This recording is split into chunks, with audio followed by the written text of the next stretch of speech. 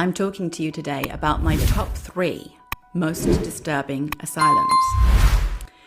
Now, there are a surprising amount of abandoned asylums all over the world, filled with dark histories of abuse and neglect, and many of these institutions couldn't keep up with modern times. Some have been left to ruin and forgotten about in hopes that we will eventually forget their murky pasts. Here are my top 3 asylums with the most disturbing background stories. Number 3. The Metropolitan State Hospital.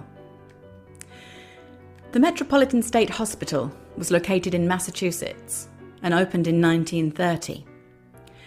The facility was at one time the largest hospital of its type in New England, and it shared its grounds with the Gables Children's Center for Mentally Ill Young People. Now, it was designed, like most other institutions of the time, using the Kirkbride Plan, so named after the psychiatrist Thomas Kirkbride, who suggested that natural light and good air circulation could have a positive impact on the mentally ill. The hospital came under scrutiny after there were reports of young patients being frequently sedated and harshly disciplined, although that was disputed strongly at the time. In December of 1973, 31-year-old Anne Marie Davey committed herself to the Metropolitan.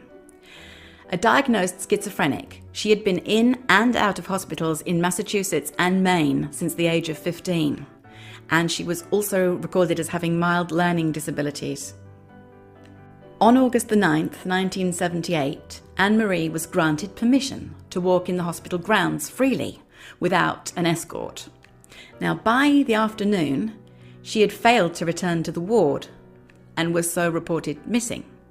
Her mother was notified and a preliminary search commenced of the grounds and the facilities at the hospital. But they found no trace of Anne-Marie.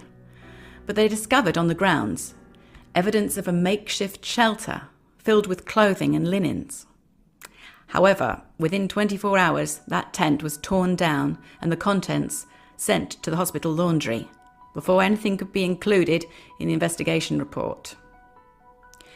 Anne-Marie's disappearance was largely played down by the hospital administration, and efforts to find her were suspended until October that year, when staff found a woman's skirt, pieces of cloth, and a pocketbook tied in a bundle.